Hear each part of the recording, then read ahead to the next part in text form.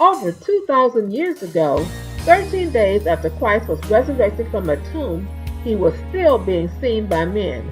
He intentionally revealed himself to his disciples, speaking about the kingdom of God.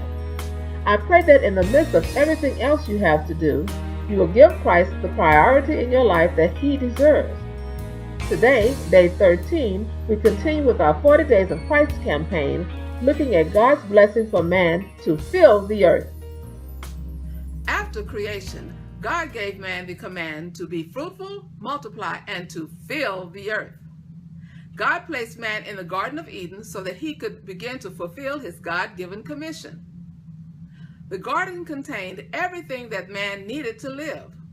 It was also a pleasant place to dwell and enjoy the company of God. Man only needed to look around him to see the goodness, power, majesty, and dominion of our Creator. Man had all of creation at his disposal and was given the awesome task of taking care of it. The Garden of Eden was a place for man to start his commission. However, as man was fruitful and multiplied, he was to spread out throughout the entire world. The garden was never intended to be the permanent residence for all of creation. God intended man to fill the earth with his love. Genesis 2:10-14 tells us there was a river which flowed out of Eden, which watered the garden. Then, as the river flowed out of Eden, it split up and became 4 different rivers. Many scholars have used the description in the Bible to try to determine the location of the garden. However, it is my opinion that these descriptions of the rivers were given to help us to understand God's plan. The rivers provided direction and resources needed for man as he was to move forward and fill the earth. Throughout history, men have migrated to settle new lands by following different water pathways. The rivers are a fresh water source for drinking water as well as the irrigation of vegetation. The rivers also provided an easy means for transportation of goods. By following the path of the rivers, man was able to move out of the garden and begin to fill the earth with God's image bearers without having to be concerned about resources.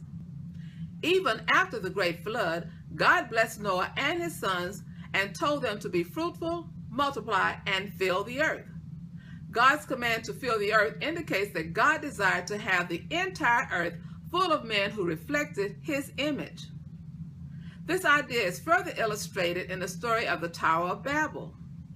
The descendants of Noah were one big happy family. They were united with one purpose. They built a tower to the heavens so that they would not be scattered abroad. They wanted to stay together. But God had other plans. God wanted them to fill the earth, so he confused their language and scattered them about the earth. During the life of Christ, he never settled in one land. Instead, he moved about from city to city, carrying the message of God. As men inquired about following him, he was sure to tell them that he didn't even have a place to lay his head. He depended upon God to give him a place to rest as he worked to accomplish his task. Even in the Great Commission, Jesus commanded us to go and make disciples of all nations. Even then, he had in his mind God's original command to fill the earth. Our work begins at home, but it won't end until the entire earth is full of men conformed to the image of Christ. Can you imagine a world filled with men who are loving and kind, gentle, joyful, peaceful, faithful, patient, good, and always exhibiting self-control? Can you imagine a world where all men look out for the interests of God and trusted God to look out for their own interests? If the earth was full of men who knew that our sovereign Lord is working everything together for good, if the earth was full of men who rejoice in doing the work of the kingdom, if the earth was full of men who trusted God to give us more than we could ask or think, if the earth was full of men who delighted in the worship of a king who could just speak and bring about whatever he desired, we could have a world where there is no mourning, no crying, or no pain.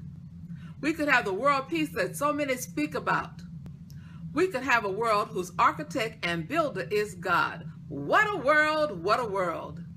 This is Lilene Caldwell, founder of LKC Ministries and the 40 Days of Christ campaign, asking you to commit to building the kingdom of God. Thank you.